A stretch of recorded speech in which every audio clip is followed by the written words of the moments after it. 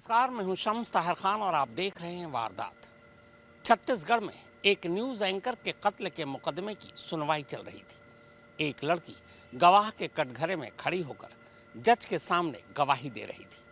दरअसल ये वो लड़की थी जिसने न्यूज एंकर का कत्ल होते अपनी आंखों से देखा था। अब वो कहानी सुनानी शुरू करती है। जैसे जैसे वो कहानी सुनाती जाती है, अदालत के अंदर सन्नाटा पसरता जाता है, क्योंकि शायद अदालत ने भी इससे पहले किसी लाइव मर्डर की ऐसी कहानी नहीं सुनी थी।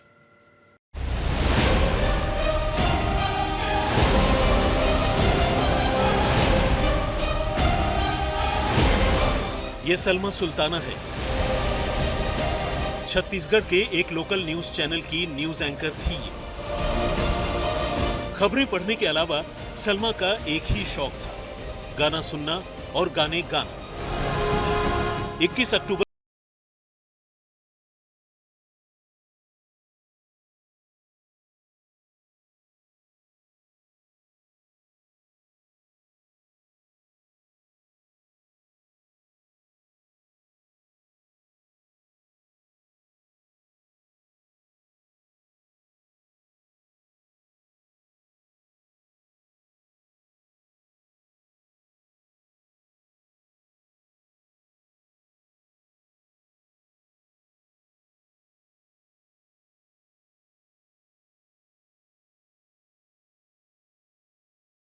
और इसके साथ ही सलमा मर जाती है। ऐसा मरती है कि अगले 5 सालों तक उसकी लाश छोड़िए, उसकी मौत की खबर भी किसी को नहीं लगी।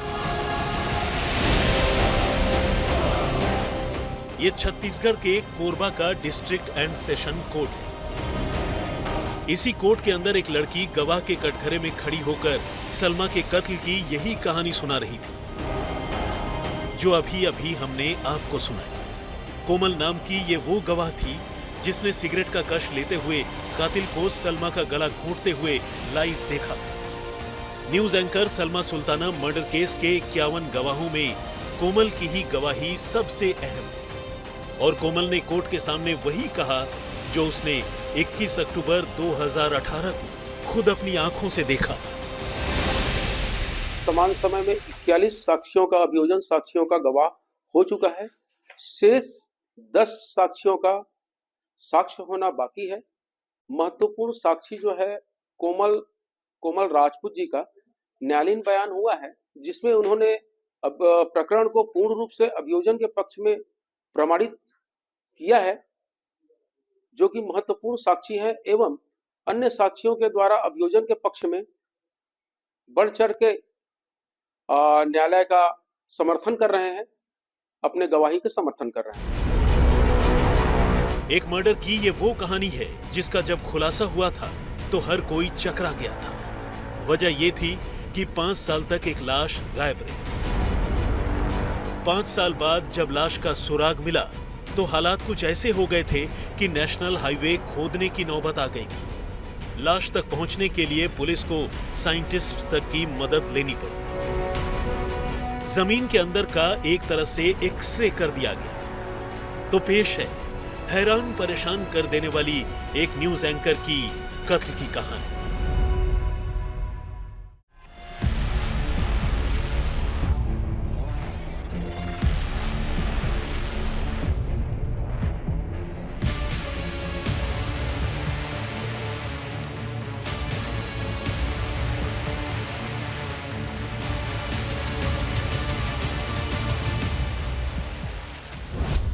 Satellite image, screening machine, thermal imaging, ground penetration radar, JCB, Poclain और करीब 7 घंटे तक चली खुदाई।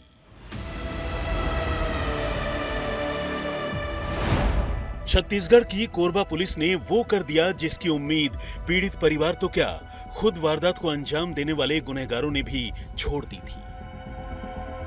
यानी वो ये मान बैठे थे कि अब शायद ही कभी उनके गुनाहों का भांडा फूटे और शायद ही कभी उस कत्ल का राज बाहर आए जिसे उन्होंने करीब 5 साल पहले अंजाम दिया था।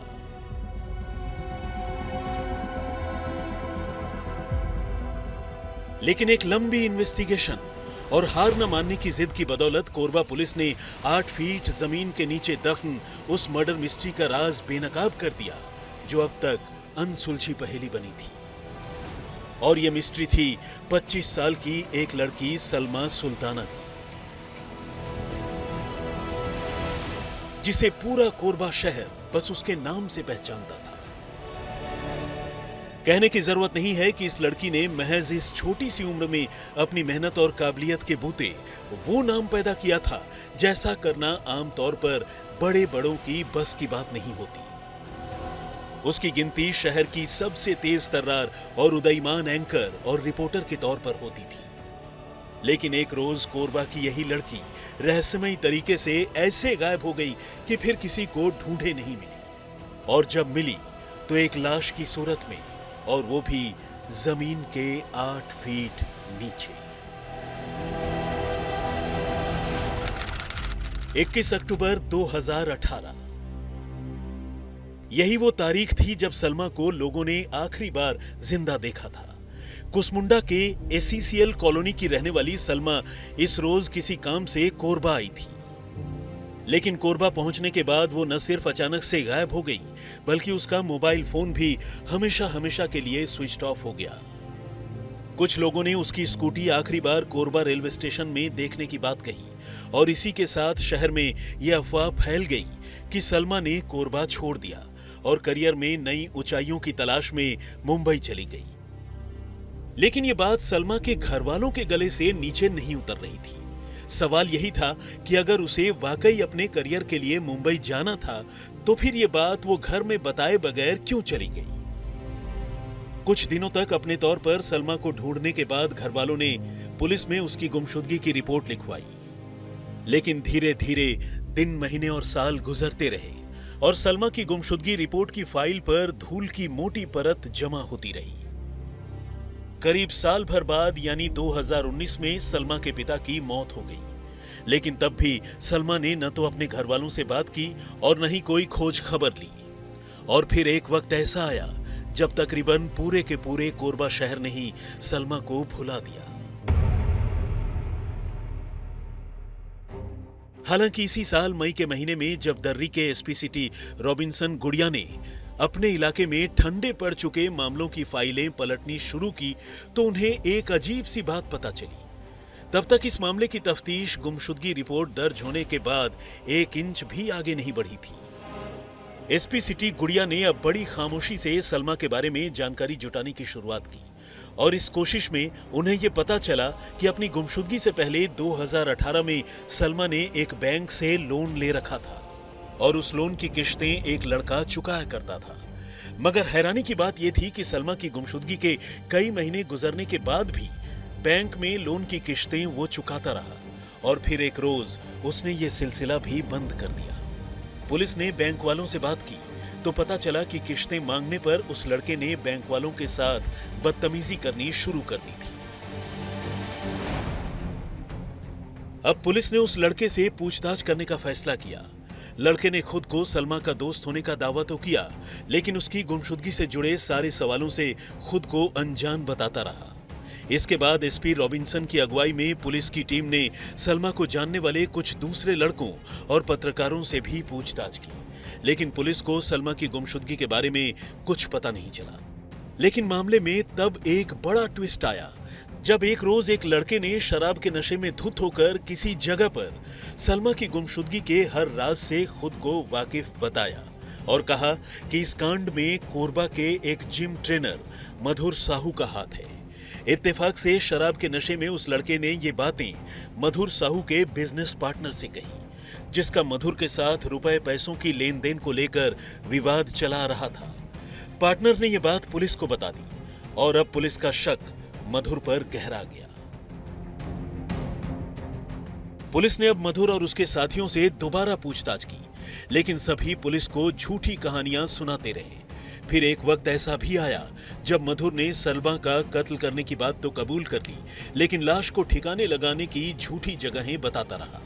इसके बाद पुलिस ने अलग अलग जगहों पर तलाशी ली, लेकिन आखिरकार जब लाश नहीं मिली तब पुलिस ने मधुर से सख्ती की और उससे और उसके एक साथी से यह कबूल करवा लिया कि उन्होंने न सिर्फ 5 साल पहले सलमा की जान ले ली थी, बल्कि उसकी लाश को कोरबा दर्री मार्ग पर सड़क के किनारे दफना दिया था। मगर दिक्कत यह थी कि इन 5 सालों में कोरबा दर्री मार्ग का पूरा भूगोल ही बदल चुका था।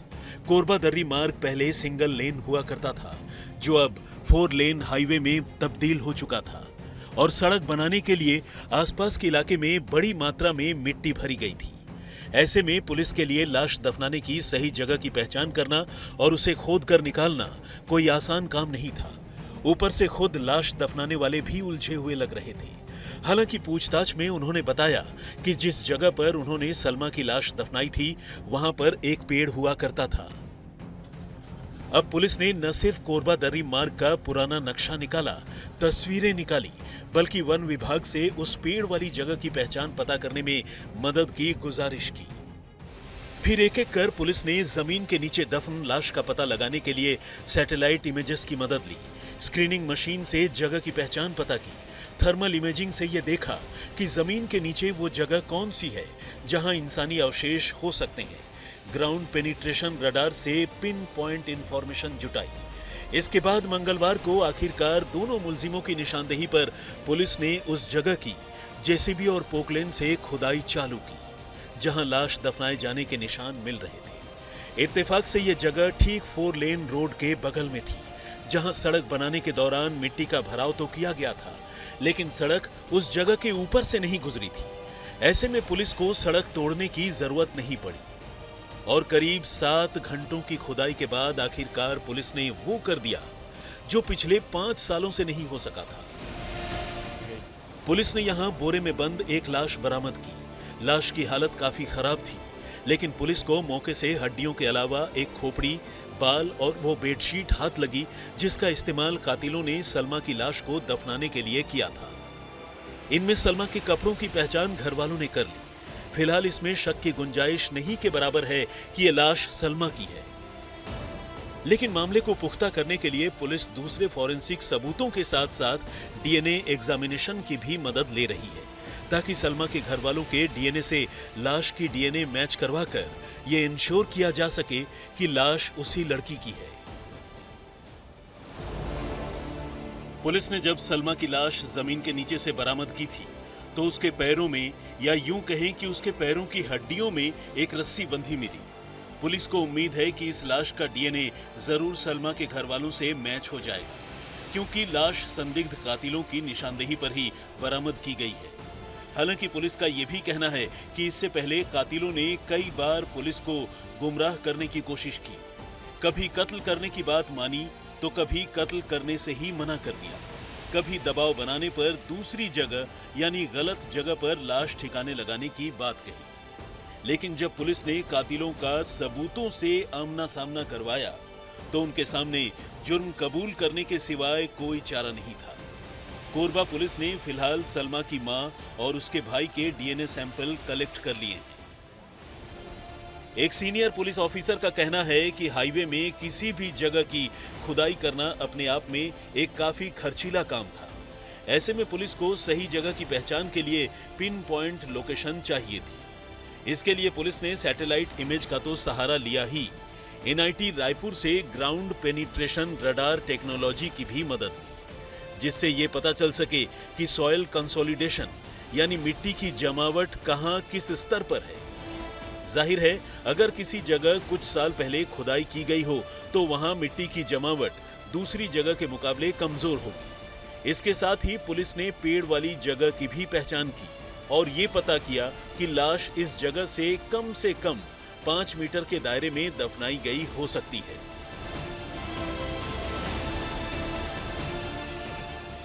यानी 5 साल पहले गायब हुई न्यूज एंकर सलमा की लाश अब पुलिस ने बरामद तो कर ली, लेकिन आखिर इतनी अच्छी और होनहार लड़की का कत्ल उसी के बॉयफ्रेंड और उसके दोस्तों ने क्यों कर डाला, ये भी आपको बताएंगे। गेंदालाल शुक्ल, कोरबा, आज तक। पुलिस ने सलमा की लाश बरामद करने के साथ साथ कत्ल की गुत्थी भी सुलझा ली थी। अब पुलिस को सिर्फ ये पता लगाना बाकी था कि सलमा के कत्ल की वजह क्या थी, कत्ल का मकसद क्या था। तो मधुर ने वो कहानी भी सुनानी शुरू कर दी। दरअसल सलमा रिश्तों के पेंच में फंस कर रह गई थी, जिसे वो आखिरी रिश्ता मान बैठी थी। दरअसल वो रिश्ता कई रिश्तों में लिपटा हुआ था। छत्तीसगढ़ पुलिस ने न्यूज एंकर सलमा सुल्ताना के कत्ल के मामले में उसके बॉयफ्रेंड और जिम ट्रेनर मधुर साहू के अलावा उसके 2 और साथियों कौशल शिवास और अतुल शर्मा को गिरफ्तार किया है। पूछताछ में मधुर और कौशल ने कबूल किया है कि उन्होंने सलमा की उसी रोज हत्या कर दी थी जिस दिन वो मधुर से मिलने के लिए कुसमुंडा से कोरबा आई थी। इसके बाद दोनों ने अपने तीसरे साथी अतुल शर्मा की मदद से सलमा की लाश को कोरबा दर्री मार्ग के किनारे एक सुनसान जगह पर दफना दिया। फिलहाल पुलिस ने तीनों को गिरफ्तार करने के साथ साथ उनके 5 साल पहले निकाले गए सीडीआर की भी एनालिसिस शुरू कर दी है। इसी के साथ सलमा सुल्ताना के कत्ल की वजह भी तकरीबन साफ हो गई है। तफ्तीश में यह पता चला है कि सलमा के बॉयफ्रेंड मधुर के साथ उसका रुपए पैसों को लेकर विवाद चल रहा था। सलमा ने जो लोन ले रखा था मधुर वो चुकाना नहीं चाहता था।